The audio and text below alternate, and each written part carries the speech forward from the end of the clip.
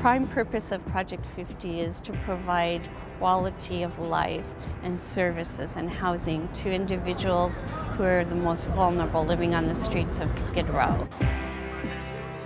You know, down to all these streets, people sleep in the alleys, particularly at nighttime or early in the morning. You'll find people in tents all up and down these streets through here.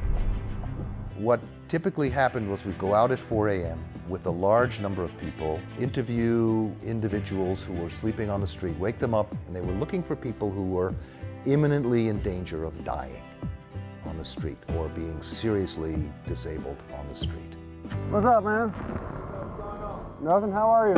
I'm all right. Yeah, you made it through the weekend? Yes, I Yeah, did. no trouble? All right. The initial hard part was getting people to trust me, because a lot of bad stuff happens down here, so any new face that comes through they're a little bit leery of. So a lot of it was just being consistent and coming through here. I parked the van down here and go by foot and walk through these streets and see what was happening. When I came out of jail, I was told that there had been a gentleman looking for me. And they described him to me, and I knew that to be Chris from Project 50. And I went, and fortunately, they had still, after 2 years, 2.5 years, been looking for me still. And I had been in and out of prison. Richard was an individual who was a severe alcoholic. He would show up once in a while, you know, I want housing, but he was just totally out of it. You know, and I remarked at that time that, you know, this didn't look very good. I would initially come to them in a moment of despair. When I didn't feel that despair anymore, I would just walk away. And then when I would feel despair again, I would come back. And they would open up themselves to me. We kept telling him, you know, why don't you work on your sobriety and, you know, get yourself stabilized medically and come on back. And lo and behold, he did. And came back and we housed him, and you can just see what he's like today.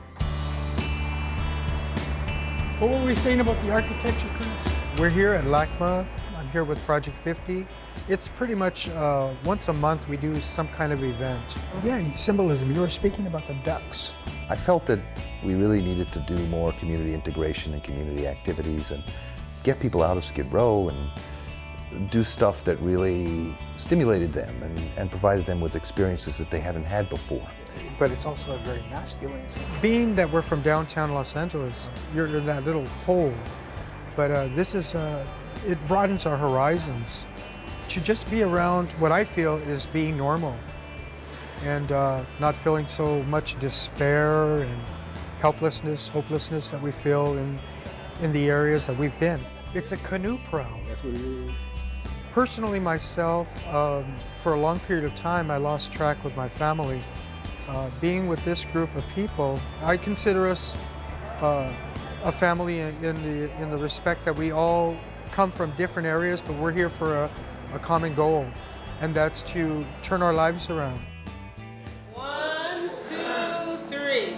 Happy birthday to you. Happy birthday to you.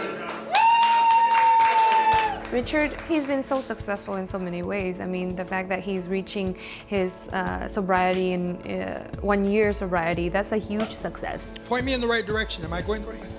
Like I've said to Richard before, a lot of the work has rested with him. And I truly believe, you know, the majority of the work is done by clients, and we're able to just advise and guide to a certain degree, but it has to rest with a person and where they want to be. I always tell you guys it's always good to do something different. And for some of us, staying clean and sober is something different. For some of us, if we try to learn to do something different every day, it becomes easier.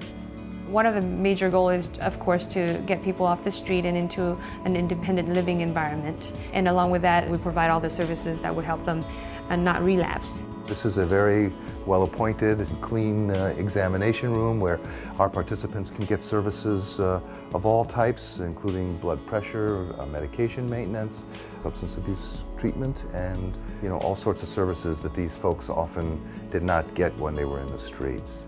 We went from having a registry creation list and having to go out and do outreach engagement to where we are now. We have housed 67 individuals over the course of the project, and we have actually had an 87% housing retention rate. I think the program is much more dynamic now. It's much more goal-oriented in terms of, the kinds of services that we're providing to people.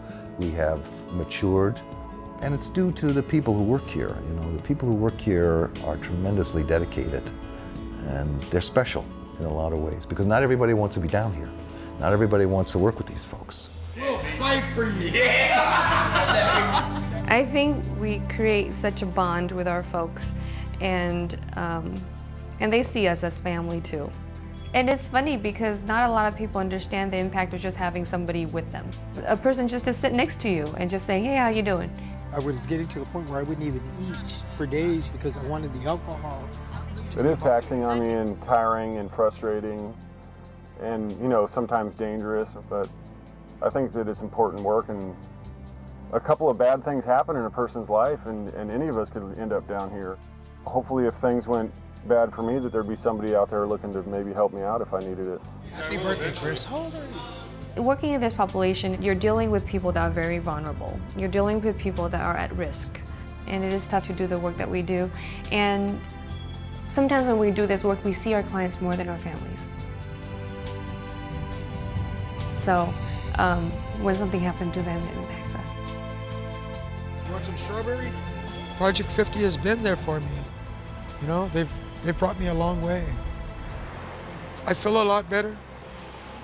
I'm in a lot better state of mind. I'm at the point where there isn't anything, if I want to set my mind to it, I can't achieve. Whereas if you would have asked me that a year ago, I didn't think that was possible. We can measure things from an administrative standpoint. We can look at outcomes and we can look at dollars and cents. But what it really comes down to is the human heart and the human life in the end.